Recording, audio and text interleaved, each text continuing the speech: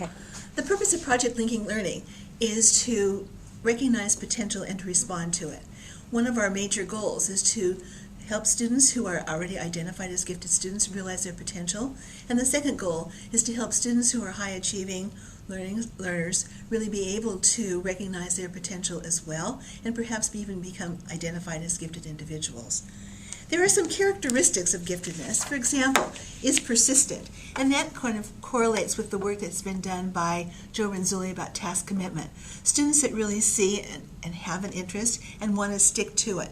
In fact, some of these students are really hard to really get away from that interest. I always remember a story about a mother telling me that she could not leave her child alone in the house, and I said, well, how old's your child? And she said 16, and I said, 16, and you don't leave him alone in the house? And she said once he has his nose in the book, he is so persistent in trying to finish that particular book or chapter of the story that the house could burn down and you couldn't really disturb him. So that's kind of an exaggeration of the trait, but it certainly does describe it. We have another trait of giftedness, to be inquisitive. These are the students that ask all the questions of why. Why does this happen? Why doesn't it happen? Why is the grass green? Why do the birds fly? How come snakes have to squiggle in the ground?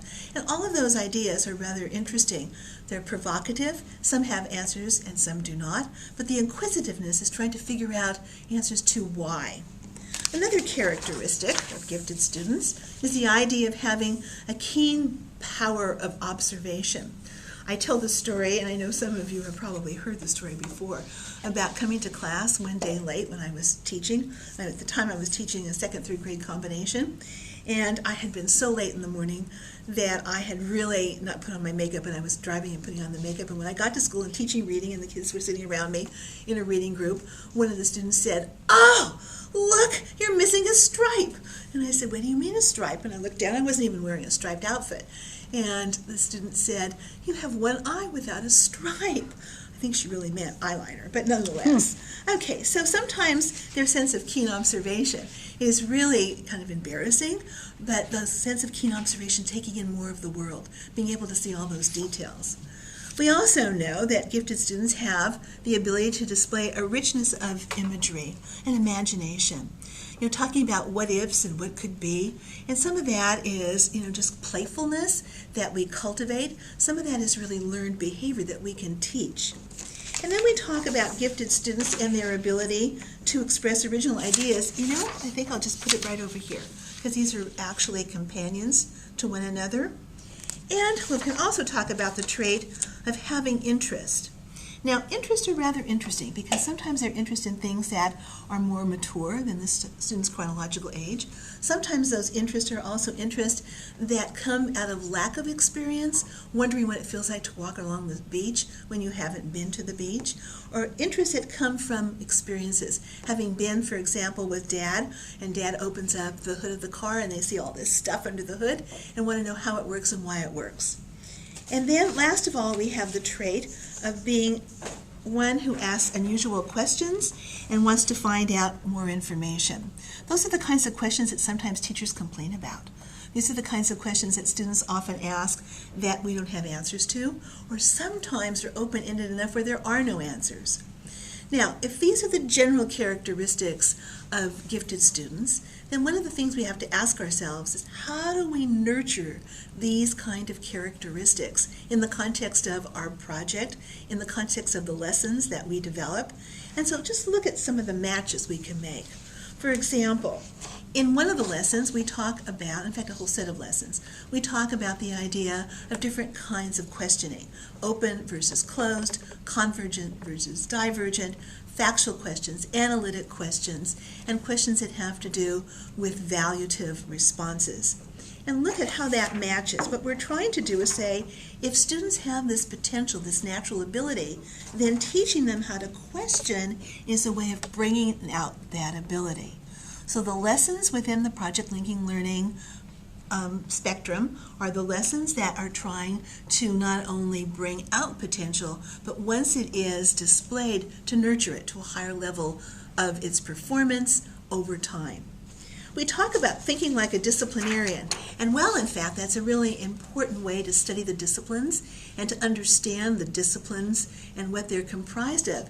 It's also a way of providing for creating interest, for introducing students to the nature of a discipline that they may not have any familiarity with, the nature of philosophy, the nature of psychology. It's also a way for them to be able to have the idea of keener powers of observation, to be able to see things in different ways. Remember, we're talking about the concept of observation, not just what you see and describe, but observation meaning what you take in, the things that are potentially there. So observation has both a concrete and a very kind of subliminal or a covert and overt kind of expression. We talk about the idea that we want students to learn some of the dimensions of depth and complexity. And here's one on details. And again, look at how details is a way of facilitating imagery. Details is also a way of becoming more, patterns. But patterns are a way of becoming more involved in imagery, a way of looking at becoming more inquisitive. And now I'll show you details. And the idea that these can be compatible sources, because if you see the details, then maybe you can also recognize the pattern. Again, a way of stimulating inquisitiveness, a way of helping to develop imagery. And then we talk about big ideas. Those big ideas are the ways by which we go through the process of understanding the theories and the particular kinds of principles and generalizations within what's known as a discipline. The idea that change is inevitable, or systems are made out of parts that work together in order to perform a function. This presents itself as an opportunity for inquisitiveness, an opportunity to stimulate interest.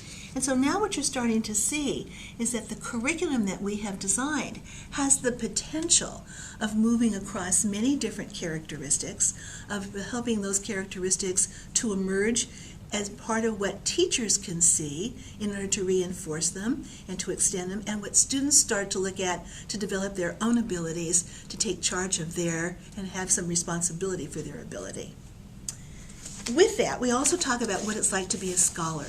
The idea that scholarliness has a demand for practice, the idea that practice is not only relegated to people who cannot, but people who can do. That's how we get expertise.